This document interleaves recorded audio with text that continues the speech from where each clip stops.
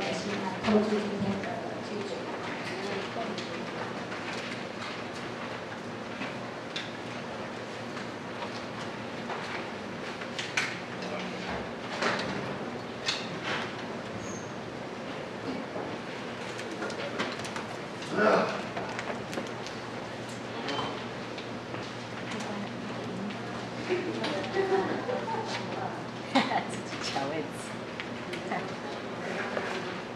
弟兄姐妹平安。昨天说很多话，所以今天有点沙哑。如果等一下会有断音，请多多包涵哈。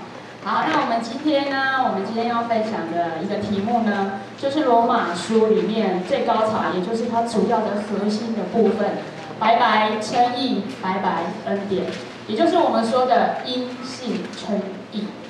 为什么这个罗马书因信称义这个真理是这么的重要？保罗在第1章的时候呢，就说过了，这些不认识主的外邦人，他们即便有外在的好行为、好作为、做善事、做好事，但是呢，他们就是都还不认识这位神。他们所认识的神是他们自己用他们自己的方式，自己定规神，就是这样的一个做法，来塑造这样的一个神，是人所造出来的神。他们自以为神就是这个样子。那如果神是人所造的，那人比神更厉害，那干脆来拜自己就好了。所以呢，保罗没有去过罗马，罗马人也不认识保罗。如果因信称义是这么重要的话，他在第1章的时候就斩钉截铁就说，世人都犯了罪，不管你是外邦人、犹太人都一样，你们都是罪人。然而保罗在第1章，他明明就说，先说外邦人也是罪人，犯了罪，不认识神，用自己的方式要来称义，这是没办法做到的。在第2章的时候，那犹太人会不会比较好一点呢？因为犹太人我们都知道嘛，他是亚伯拉罕的子孙，有如摩西般定的律法，甚至呢有一个割礼是直接跟什么上帝有关系的，是一个印证。是属神的子民，是以色列的血，是以色列，跟神有这么亲密的关系，那是不是一样可以得到这样的一个得救？用这样的一个身份，是不是可以得到得救这样对价的关系？保罗在这里也说，没办法，他们做不到，他们做不好，他们失败了。那我们在这边可以看出一件事情来哈，如果连以色列、连犹太人，神所选的都失败了。那是不是代表神是一个失败的神？我们的神是不是失败了？他选的族类失败了嘛？那等于他在计划的这个过程当中是有瑕疵的嘛？所以1+1等于2，所以神也是失败的神。弟兄姐妹，神不会是失败的神。神在每一个世代拣选了每一个人，即便这个人没有办法被神所使用。神的计划，永恒的计划，救恩的计划还是持续在进行。他没有办法使用你，他就使用另外一个什么？兴起另外一个出来。所以我们不用担心神会是一个失败的神。所以在第3章的时候呢，保罗就说，那犹太人到底在这个救恩里面是扮演什么样的一个角色呢？如果说有律法，有割礼，这么一个强烈的记号，又是神所颁定的，又是亚伯拉罕子孙，这些犹太人引以为傲的东西都被拆掉了。那犹太人到底有什么长处，有什么好处呢？有好处，因为神的旧约的这一些真理、这些条例，都已经严严的交给这些犹太人了，是交给他们，但是不是他们是唯一的拥有者。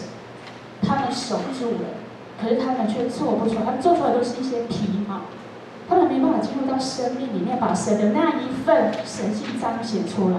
他们不但做不出来，他还给不出去，他不愿意给，他不想给，他就守住在那边当做珍宝。所以神呢，透过以色列这样的一个角色，他只是要把人的那一个特质、人的真相显明出来，让后面这些人看见，不管你是做外面的好行为，你用手立功之法还是说你有我的律例典章，你只要没有行出来，你就是失败的？那怎么办？那这样怎么办？连犹太人都失败了，但神是信实的哈。我刚刚讲神是信实，神在一开始创造亚当的时候，难道神不知道他会失败吗？难道他不知道亚当根本就守不住他的律法吗？神知道，神当然知道。但是人一旦在神的面前，那个光景不对了，堕落了，犯罪的时候，人很本能性的就会找出一个方法来，要来补救，要来弥补。我们看在伊甸园里面，神明明跟亚当说，跟夏娃说，那一个看为美好的那个果子，上树的果子，你们就是不能吃，你们吃了就必定要死。当然，这就是律法出来了嘛，就一定要听，就是顺服之下要来接受，要来听。可是人里面有一个恶欲就出来了，受了撒旦的一个挑弄之后，他就吃下了，一吃下眼睛就亮了，亮了就看见自己是怎么样，赤身肉体，赤身肉体不打紧，赶快要怎么样，想办法来弥补啊，因为羞耻啊，就找了无花果的叶子编织成裙子，把它给怎么样，把它给怎样穿起来。人在神的面前，一旦错误了，就用自己的方式要来弥补。这就是我们这一章要讲的。为什么要说因信称义是这么的重要？你用外面的行为，如果里面这个人没有被对付完全，没有神的生命在里面，即便你外面做的再怎么像，再怎么好，你捐很多钱，你盖很多医院，你乐善好施，都是人的一个功德论，功德论而已。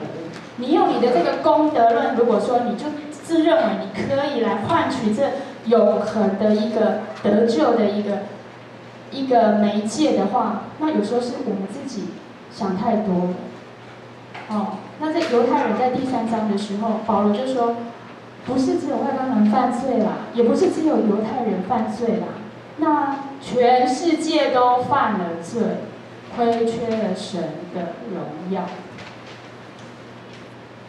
如果我们今天在门训的时候，我们有想到读创世纪看的这位神，其实好让他给人，实在让人家读不下去，因为充满了什么咒诅、公义，动不动就要你死。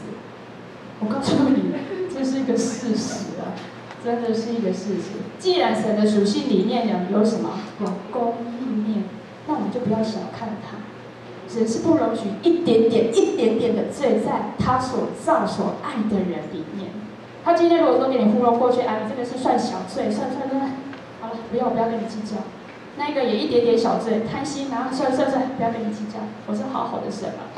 那怎么去呈现他公义的这个属性呢？那我告诉你，我们会气死。明明他做的就是一个大罪、大恶、大逆。大舌头，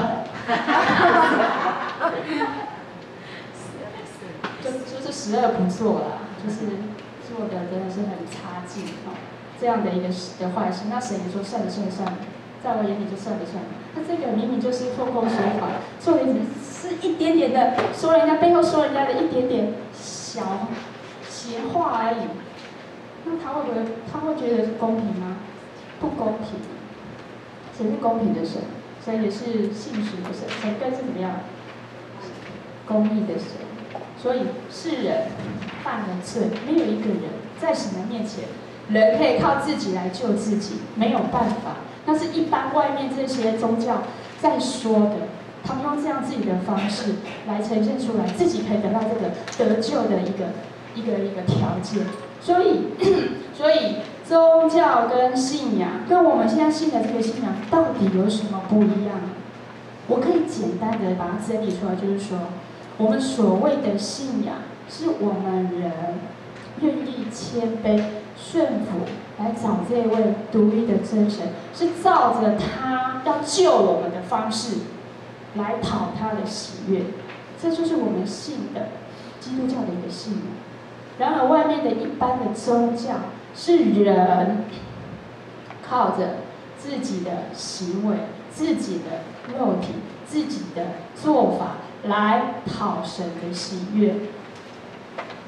那这样子可以分辨清楚吗？可以吗？好。所以你要信神，要带给我们救恩的方式到底是什么？所以到第3章来了，如果神所颁定的这些律法给这些犹太人，而这些犹太人又做不到，又失败了，那我们怎么办？那因为每一个人都是罪人啊，那罪人律法只是让人家知道你犯罪了，可是呢，他没有那个能力可以让你胜过罪。你没有那个力量可以胜过他，你只知道你自己做不对了，然后呢就要受咒诅，就要受审判。在旧约是这个样子嘛，对不对？那可能就是需要祭司来为我们做一些那个献祭嘛，所以这样的罪就不在你身上。可是如果说罪没有被对付，我们就要被这位公义的神来进行审判跟咒诅，那谁承受得了？你我都承受不了。在这个世代里面，如果不是恩典时代的话，你我都挺不住，都受不了。我们每一天多少时候是犯了多少不以为然的罪，我们自己不知道。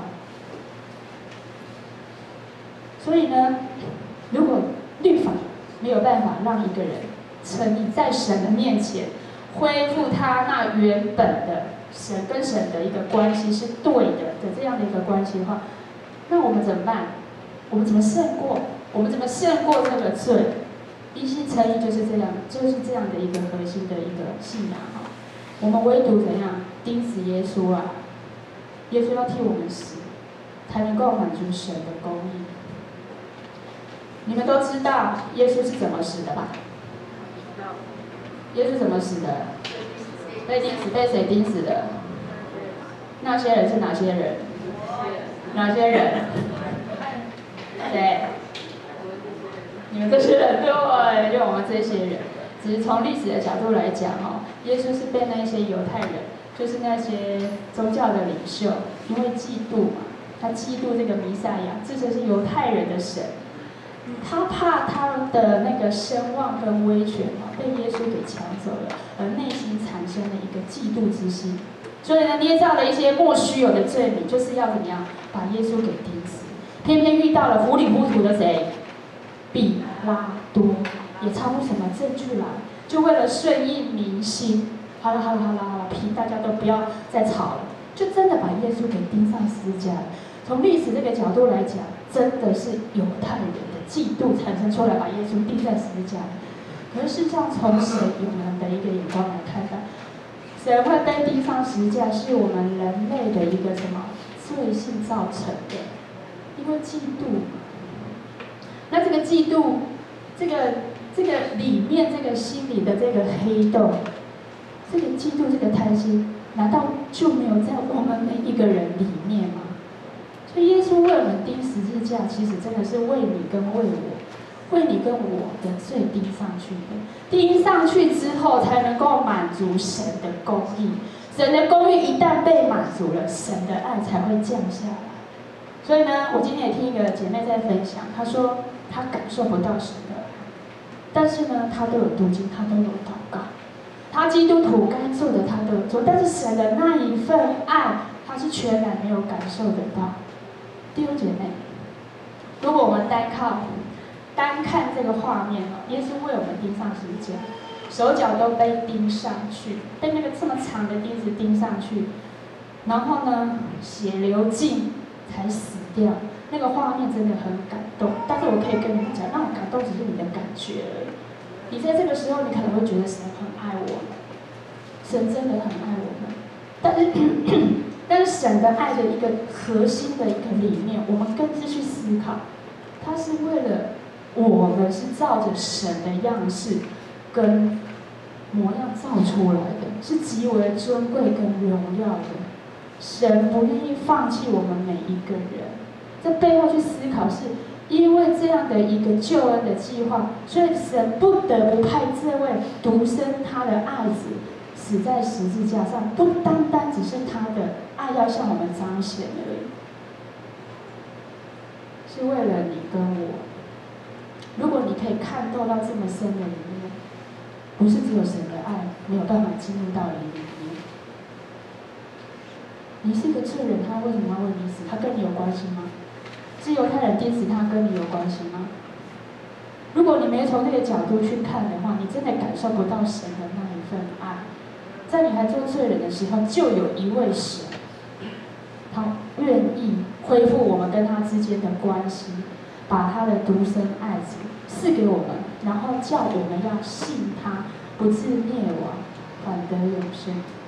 我们以前我们以前在那个电线杆上面，我们都会看到很久都会贴到那个信我就怎样上天堂嘛，然后不信我呢就下地狱。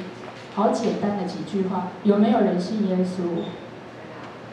还是有人光照神光照，还是有人因为害怕下地狱，他是这样子认识了神，接受了耶稣，做他生命中的救主。但是有没有人说你们基督徒非常的跋扈，真的就阿爸，刚才你们神才是唯一独一的真神，不信你的神，你们就要下地狱。也是有人因此这样硬心拒绝，不要信耶稣的。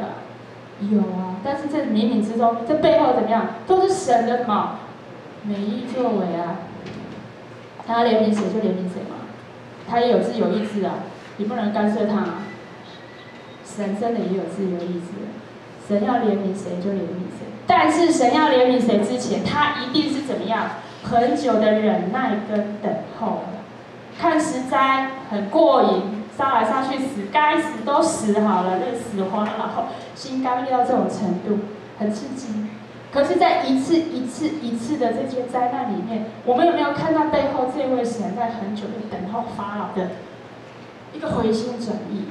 没有，一次比一次还要干预。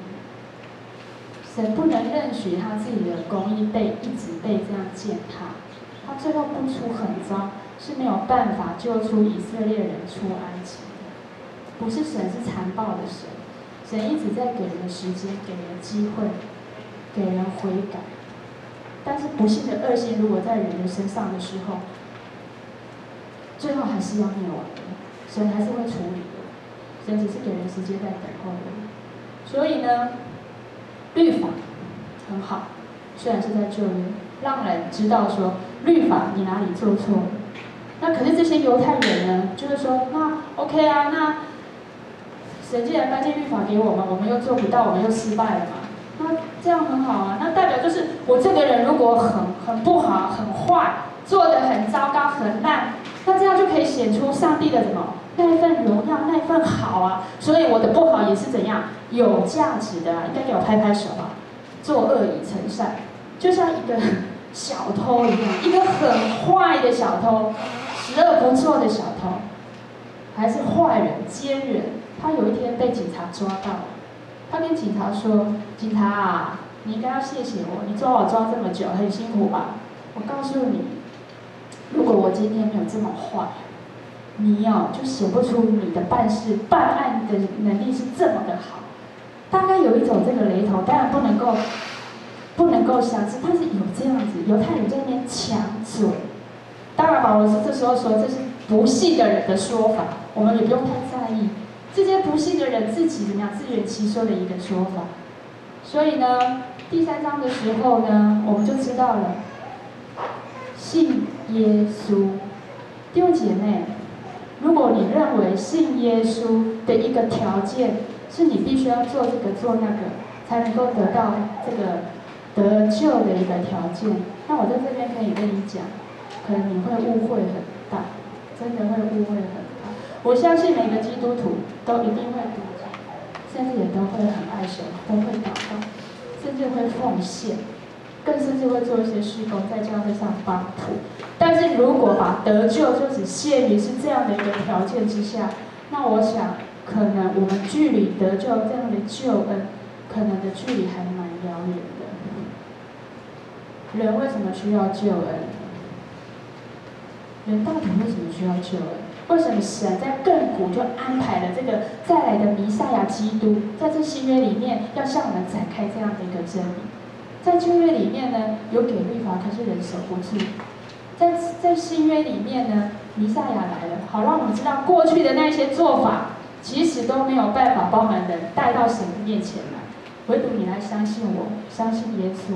那怎么相信？相信不是各位我们今天坐在这边就叫做信耶稣。有些人会认为说，你们基督徒都每个礼拜天，然后去聚会，然后去赞美神，这叫做信耶稣。对，那是外在的一个形式，外在的一个样式。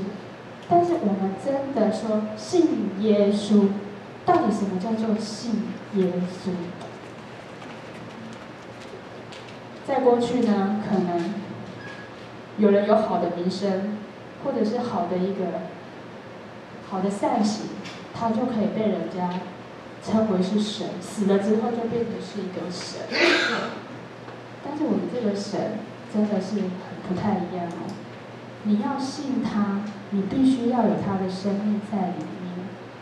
你要愿意谦卑下宝座，你愿意把你自己完全的交给他，你没有自己的想法。然后呢，在这个神恢复到你跟我之间对的关系跟地位的时候，你有一个称圣的、称义的一个地位之后，展现出来就是一个称圣的生命，或者是称义的生命。这个怎样解释自己？我们都说我们很爱神，我们信耶稣。弟兄姐妹，你会检验你自己吗？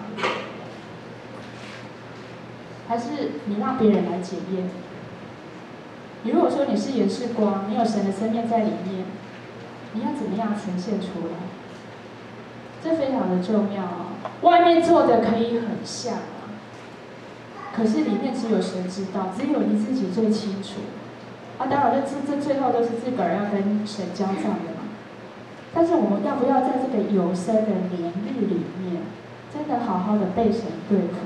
信耶稣不是只是信在外在的这些作为而已，是里面真的完全被对付调整，有圣灵在里面更新，然后呢不断的变化，然后带下外面这些行为，是可以跟神照我们那个样式可以同比、同等而已。当然我不说我们这样就完全了，我们这样的行为就完全，但是我们一定可以说，我们越来越像神，我们越来越像这位造我们的神。所以不管外邦人，不管犹太人，不管全世界的人，不管在那个时候神拣选的以色列人是错误的，相对的那个时候如果拣选中国人，或者是选波斯人、阿拉伯人，我相信没有一个人可以绝对说我做的比以色列人的还好，因为每个人都犯了罪，是人都犯了罪，都是一样的。所以因信称义，我觉得基督徒真的是很轻神，但是因为越轻神，就有很多人越看不起，甚至有人说这是廉价的福音，怎么信一个耶稣就能够上天堂？当然中间过程他们不太了解，我们中间过程还有很多要被对付，他们可能只停在就是信一位宗教，我们就可以得救进天国的一个门票。中间里面老我的生命被对付，他们是不知道的。但是他们不知道，我们也不能怪他嘛，因为我们没有传出去嘛。就像以色列人，他们守住，他们没有传出去嘛，以致人错待误解。好，所以呢，这个白白的恩典里面呢，我们一定要有一个对的态度。这个恩典就是你不需要付代价，你不需要付任何代价才叫做恩典。如果你还是需要付代价，那就不叫恩典。这个对的态度就是，你要知道你自己真的是一个罪人，这很难，这很难。我不知道说在座的各位弟兄姐妹，你会不会阿们这一句话？你在还没有认识主的时候，你会相信你是一个罪人吗？我不相信我是一个罪人，我只是有一些东西做得不太好而已。你说我是罪人，我真的跟你翻脸，真的。可是慢慢被神带到一个地步的时候，我到现在还承认我是一个罪人。我不小心我就会有嫉妒，有没有？有啊。我不小心我就有血气，有没有？会啊，觉得还骂人，骂一个晚上。我不小心我会陷入那种论断，会啊，不小心。但是不小心就是生命没有被对付完全，就是里面还是有掺杂嘛，就是里面还是充满口里才会说出来嘛，这是一个事实，这就是自我检视的一个方式。这是环境显明你就是这样的一个人，但是不要灰心，也不要失望，神也没有放弃我们。就像犹太人，就像外邦人，那神都没有放弃，更何况是我们是属他的子民，我们是照他的样式造成的，他没有放弃把这个因信称义的这样的一个真理放在我们里面。所以恩典是白白得来的，也不需要去做些什么。但是有些人会说，那你们基督徒就不用做什么吗？你们基督徒难道真的就不需要做什么吗？我刚刚说过了，我们做要做比人家更多，而且那些做是心甘情愿的做，而那些做没有律法的一个控告，律法的一个要求，是打从心里面你爱这位神，你知道这位神在你还是个罪人的时候就为你上了十字架。在罗马时代，很多人上十字架了，因为那就是他们的一种酷刑，不是只有耶稣上十字架而已。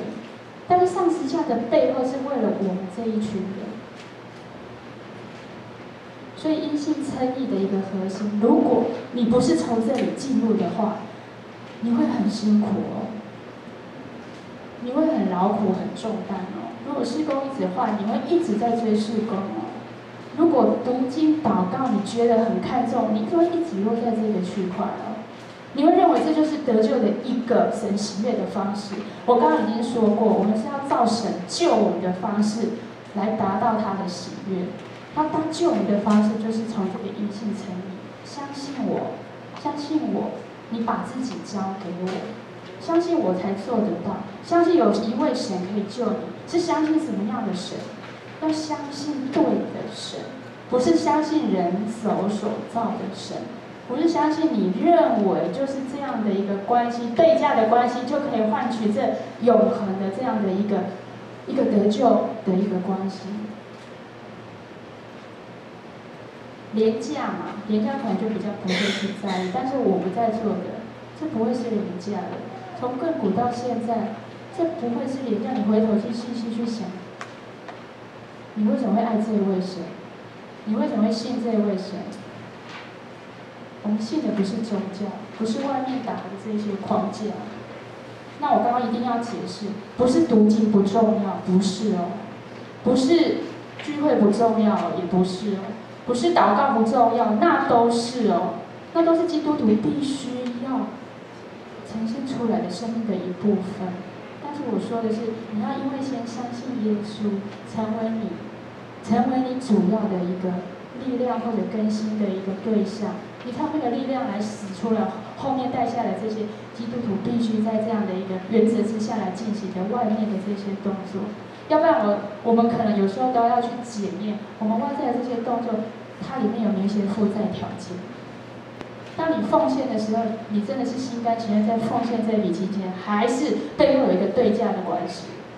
主，我奉献给你了，你要保我平安，保我健康，保我升官，保我发财，因为我奉献给你了。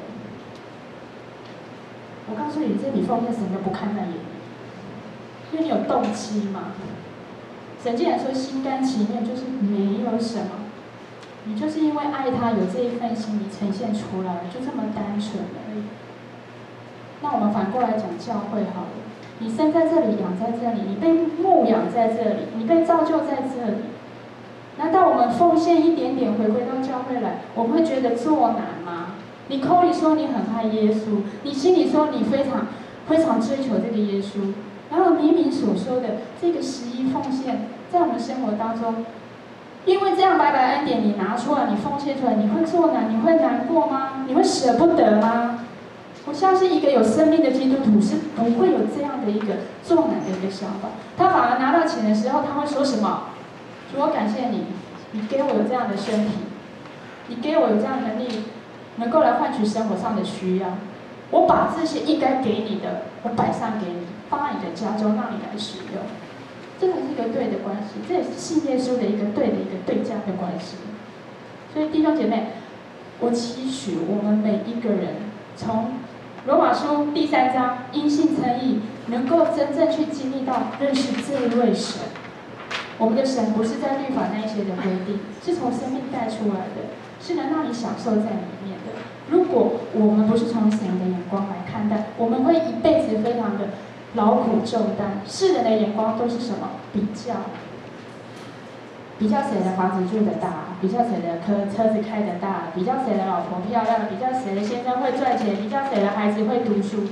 当你们信主的时候，不是也都这样的关系在里面吗？是多跟少而已。可是神不是，神给我们的是最好的。